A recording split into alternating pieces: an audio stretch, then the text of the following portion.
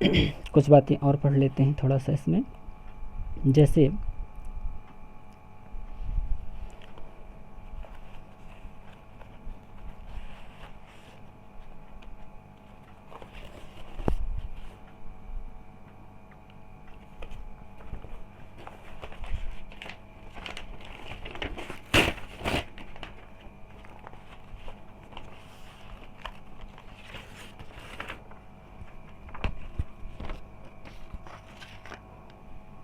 अगर मैंने आपको जो बताया था, अगर उसमें हम देखें तो एक मेरा फार्मूला बन जाता है। अब इसको भी देख लीजिए। ये फार्मूला आपका क्या बनता है, जैसे मैं √2 को प्रदर्शित किया √3 को, तो वहाँ से दोनों से एक रिलेशन बन गया है। आप ध्यान से देखिएगा। अगर मैं देख पा रहा हूँ तो प्रत्येक में लंब का मान एक ही है। इसमें भी प्रत्येक में देखिए, आप √2 को प्रदर्शित किए थे तो उसमें भी, √3 को प्रदर्शित किए थे तो उसमें भी। तो अगर इसका मान हम x मान लें, ठीक है, अगर इसका मान क्या मान लें, x, तो ये वाला मान हमेशा, सॉरी, ये मान आपको एक ही मानना पड़ेगा। ये वाला मान अगर आप √x मान लें तो ये वाला मान आपका हो जाता है √x-1। जैसे आप देख पा रहे थे, यहाँ देखिए, मैं इस एग्जांपल को बताता हूँ। जैसे मैंने यहाँ लंब माना कितना, 1 माना, और मैंने अगर कर्ण को √3 माना तो आधार हमेशा एक कम ही बनेगा, यानी √2। अगर मैं यहाँ पर इस प्रकार से, और अगर मैं आपको समझाऊँ, जैसे मैं ले लूँ एक और एग्जांपल, ये ABC, अगर मैं इसको √5 करूँ तो ये बनेगा √4, क्योंकि देखिए एक कम है। अगर आपका कर्ण, याद रखिएगा, अगर आपका कर्ण √5 आ रहा है तो आधार हमेशा एक कम होगा, फार्मूले से देखिए आप, और लंब तो हमेशा एक होगा ही। तो ये आपका जो मैंने अभी सूत्र बताया, ये सूत्र आपका कुछ अपरिमेय संख्याओं को इस प्रकार से हल करने में ये आपके लिए सहायता करेगा। तो बात ये हुई कि अब अपरिमेय संख्याओं को कैसे प्रदर्शित कर रहे हैं। अब आगे हम चलते हैं, कुछ और वैल्यू को समझते हैं।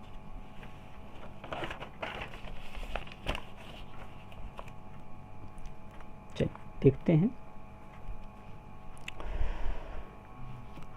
कुछ अगले पॉइंट पे हम चलते हैं।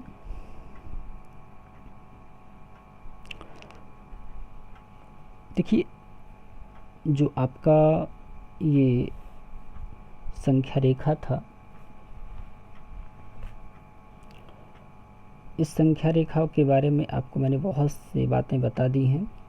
अब इस संख्या रेखा से संबंधित आप अपने कुछ क्वेश्चनों को सॉल्व कीजिएगा, जो भी आपकी बुक में मिलेगा। अब हम आगे चलते हैं।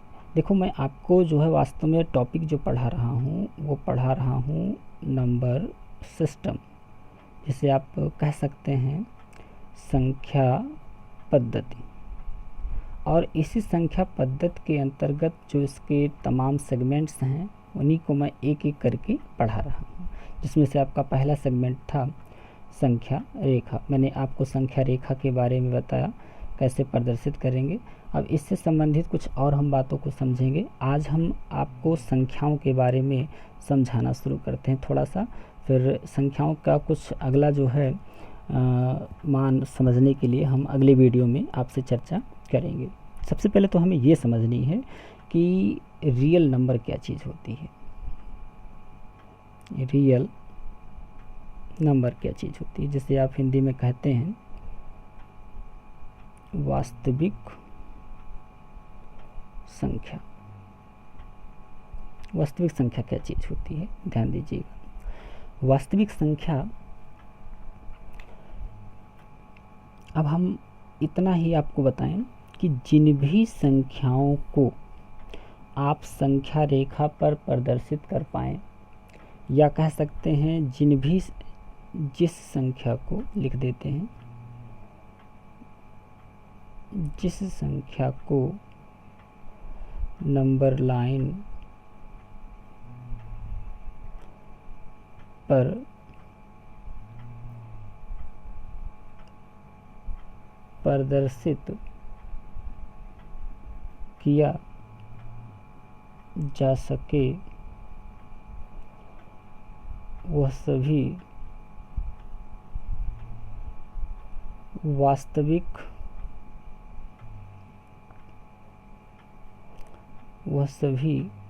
वास्तविक संख्याएं कहलाती हैं। अच्छा, बात ये हुई कि अगर हम संख्या रेखा की बात करें, और हमने भी आपको देखो बनाया था इस प्रकार से, आप समझे थे, इधर आपका नेगेटिव वैल्यू था, ऐसे आगे भी आपका जो है नेगेटिव वैल्यू और ये आगे भी पॉजिटिव वैल्यू था। बात ये हो रही थी कि हम किन किन संख्याओं को संख्या रेखा पर प्रदर्शित कर सकते हैं, किन को नहीं। तो वास्तविक संख्या जितनी भी होती हैं उन सभी को आप संख्या रेखा पर प्रदर्शित कर सकते हैं। अब बात ये आती है कि हम किसको प्रदर्शित नहीं कर सकते। बात ये आती है कि हम किसको प्रदर्शित नहीं कर सकते। तो याद रखिए, जैसे मैं लिख दूं -√2, या फिर मैं लिख दूं -√6, या मैं लिख दूं ऐसा, मान लीजिए -√7।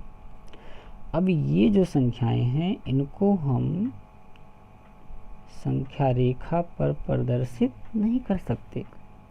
कारण है क्यों नहीं कर सकते, देखते हैं क्यों नहीं कर सकते। जैसे मैंने बताया कि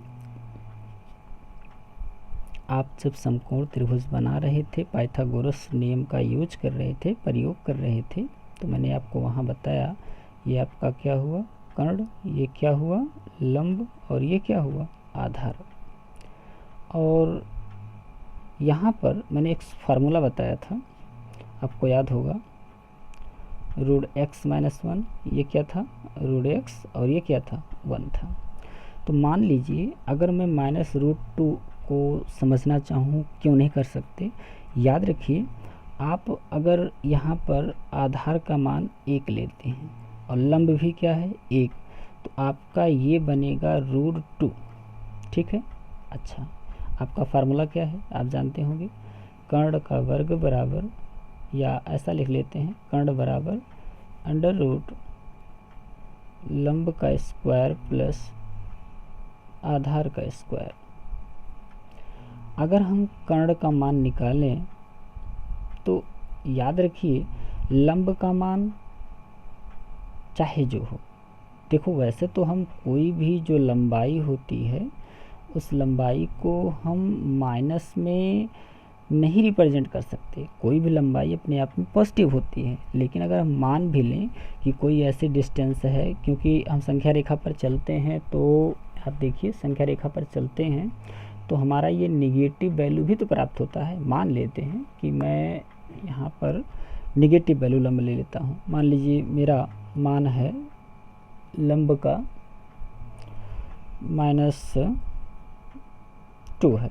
तो कभी भी अगर मैंने मान लिया कि लंब का मान -2 है, तो लंब स्क्वायर करेंगे तो -2 का स्क्वायर हो जाएगा, यानी आ जाएगा कितना, माइनस का स्क्वायर क्या होता है, 4। मतलब किसी भी संख्या का अगर यहाँ स्क्वायर करेंगे, चाहे वो प्लस हो चाहे वो माइनस हो, तो उसका मान हमेशा किस में आएगा, पॉजिटिव में आएगा। ऐसे आधार में भी चाहे वो लंब का, चाहे वो आधार का मान माइनस में हो, चाहे वो प्लस में हो, चाहे जिसमें हो, उसका भी मान किस में आएगा, प्लस में ही आएगा। तो अगर हम यहाँ लंब का मान 1 ले लें तो 1 का वर्ग 1 ही आएगा। आधार का मान लीजिए आपका जो भी कुछ है उसको रख लेते हैं, तो वहाँ भी आपका प्लस में ही आएगा। तो यहाँ दोनों प्लस प्लस वैल्यू जब जुड़ेगी तो ये वाला मान हमेशा आपका रूट के अंदर प्लस में ही आएगा। और जब रूट के अंदर प्लस में आएगा तभी हम इसका वर्गमूल निकाल भी सकते हैं। याद रखिए, आप 8th क्लास में या अन्य क्लास में पढ़े होंगे कि हम वर्गमूल उन्हीं संख्या का निकाल सकते हैं जो क्या हो, पॉजिटिव हो। समझ में आ रहा है। लेकिन जो निगेटिव होती हैं उनका हम वर्गमूल नहीं निकाल सकते, क्योंकि कुछ इसकी जो बातें होती हैं मैं आपको थोड़ा सा बता दूं आखिर क्यों ऐसा होता है। देखिए, जैसे -2 का वर्ग करेंगे तो क्या आएगा, 4। और अगर आप +2 का वर्ग करेंगे तो भी ही आएगा +4। ठीक है ना। तो दोनों स्थितियों में आपके पॉजिटिव मान प्राप्त हो रहे हैं। समझ में आ रहा है। तो इस प्रकार से जब दोनों स्थितियों में पॉजिटिव मान प्राप्त हो रहे हैं तो इसका मतलब मेरी जो वर्गात्मक संख्या होगी वो पॉजिटिव ही होगी। इसलिए जब आपका वर्गमूल निकाला जाता है तो प्लस माइनस बाहर लगाया जाता है, ना कि अंदर लगाया जाता है। तो इस प्रकार से याद रखिएगा, हम -√2 -√7 इस प्रकार की संख्याओं का हम इस पर प्रदर्शित इसको नहीं कर सकते। समझ में आ रहा है ना। तो मैं फिर से अपने पॉइंट पे चलता हूँ कि आखिर वास्तविक संख्याएं क्या चीज़ होती हैं। जिस संख्या को नंबर लाइन पर प्रदर्शित किया जा सके वह सभी वास्तविक संख्याएं कहलाती हैं। अब हम अगले के टॉपिक में क्या पढ़ेंगे, वास्तविक संख्याओं के कितने पार्ट्स होते हैं, उनकी तमाम ब्रांचेज के बारे में, कौन सम संख्या, विषम संख्या या और भी इससे जो रिलेटेड होते हैं उन सबको पढ़ेंगे। तो आज की वीडियो में उम्मीद करते हैं कि आपको जितना समझाया गया है बहुत अच्छे से समझ में आया होगा। फिर भी अगर आपको कहीं प्रॉब्लम होती है तो आप कमेंट में ज़रूर लिखिएगा। और बस आज के लिए इतना ही।